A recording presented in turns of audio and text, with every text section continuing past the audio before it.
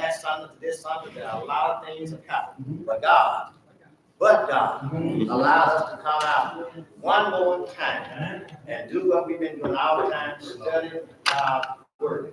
So we get an understanding of what God wants us to do and which way God wants us to go. You know, instead of this word, it makes a difference in our life. But the first thing I like to say, I'm glad this morning because I got my sidekick back.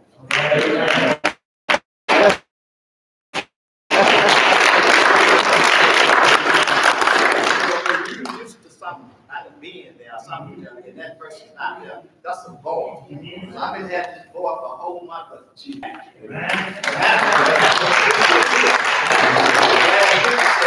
Show up and show out. So I think I can show up and show out a bit this morning. We didn't have anybody else with us. We saw what they were telling Jesus, his brother didn't believe in him. They want him to go and make a big scene. But that's not what God does, what Jesus does. The catch on that thing why Jesus didn't go. Because I read in Ecclesiastes says there's a season and there is a time. He go right here. Now last week they wanted him to go, but it wasn't time. So when I thought about this, it wasn't time for Jesus to go. Then when I realized, not only that, because down through 42 generations, they let me know that's about what? Time. It took 42 generations to get to the time when we were talking about last week, why he wouldn't go. Then I began, as I continued reading the text, it told me, said, there's a time to die. And what happened? Jesus said, this is not my time. He said, if I go now, they're going to kill me. So what happened? My mission hasn't been finished, so I can't go now. I got to quit. They didn't understand that. But what I did like about that, in the midst of when everything was going good, who showed up? He showed up. And he showed up, people can understand why Jesus came. And not only did he show up, what did he do? He said, he showed out and he showed up there. God, you know, Jesus, God's saint. He said, then he showed up and showed out. And last week, as we end this thing here, we began to pick up what they talked about. They can understand that why Jesus came there, and can understand why Jesus was teaching. But because we know that Jesus was the Word, so he was teaching by himself. Now, as we look at this lesson today, the first thing he tells us to do is to judge not. Now, that's the big thing. Now, I was talking to one of my faithful folks this week. We had a little conversation about that judge not. I think she did that too. She spoke about that judge not. Because we always talk about judge not. But what I realized in this world, you're going to have some judgment because that's some criticism. But the thing about that is that you need to follow God's way of judgment.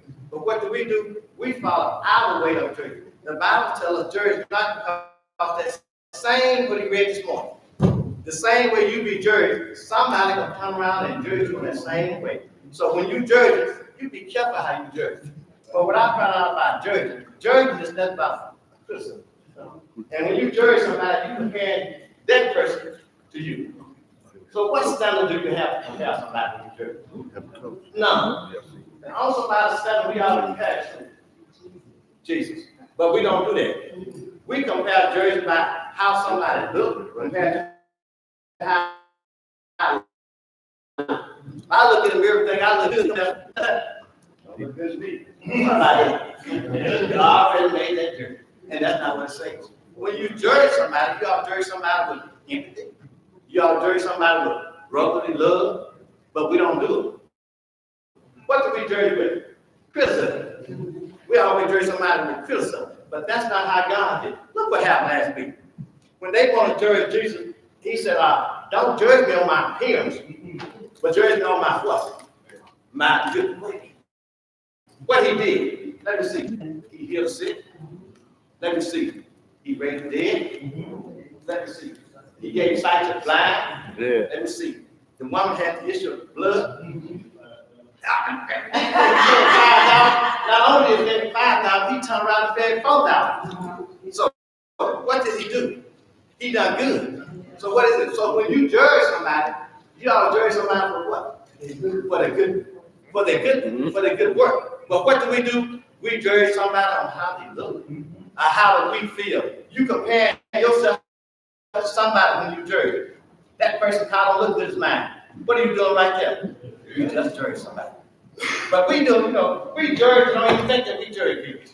But God tells us don't judge, because you need to judge to his standards. And God said, well, the key standard is about God, one word. That word is. So if I love you, why should I always judge you? Because who am I to judge somebody? What I see in the mirror is not what you see in the mirror. Now I'm gonna tell you, in my mind, I can get in the mirror and see me with that apple I had back in the 70s. Now, what's wrong with that? Nothing, because that's what? That's in my mind that I see the same thing I saw back there. But then you see me, no, he don't have no hair.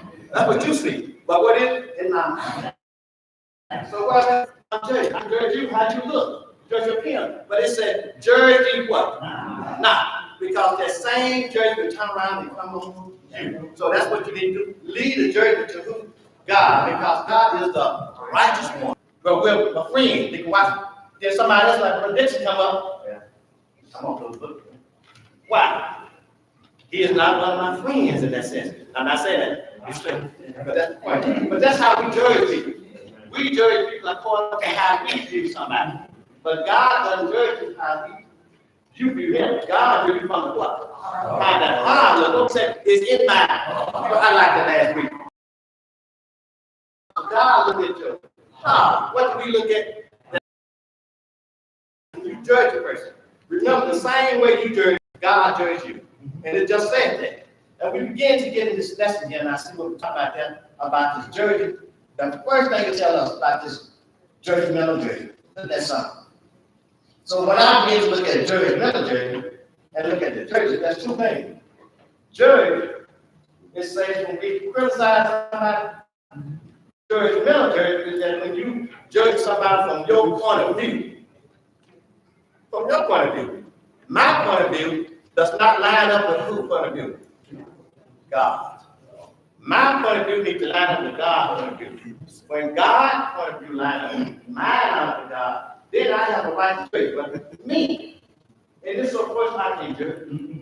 Because when I judge, it's criticize. But God, it says judgmental. That's what we do. We do more judgmental judging than we do judge. Because that judgmental judging means I'm always criticizing somebody. I'm criticizing about how they live.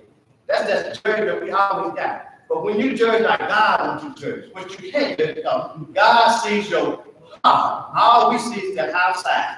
And we so stuck on the outside, how a person looks.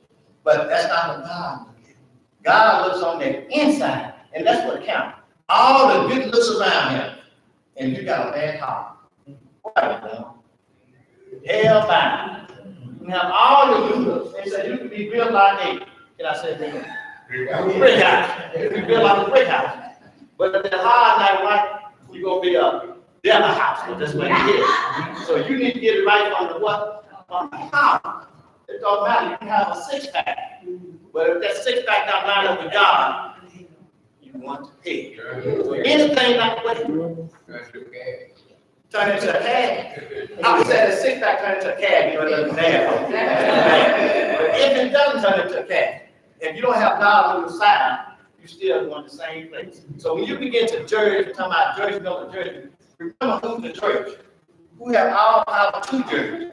And that's God. God has the power to judge. We don't have that power. When we begin to look at our lesson and think about what's going on today and how we're doing things, and it says judge, I just can never think about that. Judge. Then we look at the first thing we got. The first thing, it says a judgmental conspiracy. Now you know we got a conspiracy. What's that? A plot. Then he said that's trouble. So when you conspire against somebody, you're plotting against them. You're showing some kind of trouble against them because you trying to do something to set somebody up. Well, we know it's been happening all this time. We've been talking about how they've been trying to set Jesus up. Everything they do is going to fail. Every time they try to set him up, it fails. But what happened? They don't stop. So what do they let me know? Satan, never stop. No matter how well you think you're doing, who comes? Satan is still coming. Because if he came out Jesus, God's son, why do you think he's not going to come out? Give me a reason. He said, so he don't worry about you. Demons say you're gonna come out a lot of time. So he's just gonna keep on coming. Satan never stops. He keeps on coming, time after time. So when you look at this judgmental criticism with somebody right here, and that conspiracy, that's what it's set up, a plot to try to get Jesus. Every time, everything he did, it was big. And now we see what's about to happen here because Jesus is God in the flesh. And he knows the word. So what they was trying to do, he already knew their mind and what they was going to do. But they didn't understand what Jesus was doing. But he already had that in his mind what's going to happen. That's what I love about Jesus, our God. This conspiracy is not going to work. That's what let me know when somebody fighting against you, what you need to do. This lesson will tell us about it. So you need to pray. When somebody's plotting to get you, because people always going to try to find a way to beat you down. They look for all kinds of faults all the time to find a way to bring you down to, I said, to their level. That's what people does. They don't sleep at night. They don't sleep in the daytime. They always wonder and trying to find a way to do you in. But what God is so good at, he knows already what they're going to do. But they don't understand what he's going to do. But he knows what he's going to do. So as this plot began to thicken, when they send out this plot here, I began to think about what's going on in this lesson. It says a comparison, and this is against Jesus. I'm walking around reading because I don't see something. I'm supposed to be here this morning. I'm looking, had baby, so I don't know what I'm going to do with this yet. Because it's supposed to be something good this morning, but I guess what I'm seeing is I don't see it. I'm just walking the podium and I ain't made it yet. Let's think about it. I'm waiting on people to come in. You haven't seen what I'm waiting on yet. But we got this conspiracy plot supposed to take place. Had baby. So I guess I'm going to have to move on without it. We don't stop. The train just keep on moving. So here we go. As we begin to read this thing, get somebody else to dig yourself. All right? It won't make no difference. Okay, so it won't make no difference. I'm going to get somebody else to do what we have to do then. Let me see if I find somebody. As we continue with this Sunday school lesson, it's going to get good to them. So let you find. We'll go ahead and find somebody who already say good to them. We get to say good to them. It's all them to get this out. This is going to be good. This is going to be something good. So you need to see this out. This is going to be really good. Now,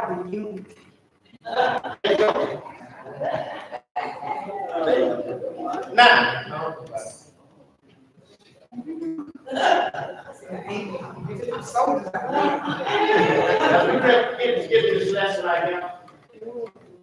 We're going to see what happened there. Now, you notice that in this lesson, I want you to see this real good in this lesson. It says, the first thing, read it. What does the first verse tell us? Verse 1, Jesus went unto the Mount of Olives. Now, if you notice when Jesus went to the Mount of Olives, always there was something special about that Mount of Olives. What happened? Jesus would go there a lot of time to pray. Now, what did I tell you again? If you have trouble and Satan is on your back, what do you need to do? Pray. You need to pray. So that's what Jesus was doing. Jesus went to the Mount of Olives and he prayed. And look what happened there. Now, not only did Jesus pray, but I believe Verse 2. And early in the morning he came again to the temple, and all the people came unto him. And he sat down and taught them. And he sat down and he taught them. Now, I don't know what Jesus was teaching, but he could have said that I am the bread. I am the living water. We don't know what he was teaching at that time, but what we know that Jesus sat down and he taught them. Now, he taught the people that because they came all around to listen to what Jesus had to say. He was teaching the people the word of God. Not only did he teach the word of God, but look what happened. Read. Verse 3. And the scribes and Pharisees brought unto him a woman taken in adultery. And when they had set her in the midst, Look what happened. Jesus is teaching the word. Now, if we teach the word, look what they brought in. What did they bring in? They brought in a woman and they brought in a I'm talking about the Pharisees now. They brought in a woman. She was caught in the double. Now, you know, catch the hand.